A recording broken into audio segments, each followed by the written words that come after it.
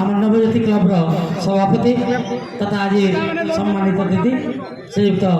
জনার্দন থানাপতি মহোদয়কে से दुई प्रदान को बोल।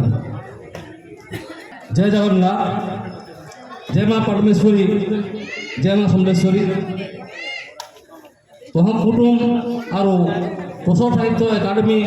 द्वारा आयोजित आज नुआखाई भेटघाट कार्यक्रम के समग्र पश्चिमांचल आईथिबा कवि कवयत्री तथा समस्त दर्शक मानू नुआखाई जुहार जनाऊे एवं समस्त को स्वागत करुचे आजिकार कार्यक्रम रे अभिनंदन जनाऊे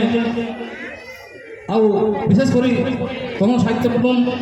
और कौशल साहित्य एकाडेमी कर्मकर्ता मानू मोर आंतरिकता आंतरिक शुभेच्छा एवं कृतज्ञता जनामी कहीं लगी से एते बड़ आयोजन पे तरफार करटा भी आम नवज्योति क्लब तथा से लगी मुई आम क्लब कहीं आम तरफा समस्त जनसाधारण तरफ उभय अनुष्ठान पर कृतज्ञता जाना संगे साधुवाद जनामी एवं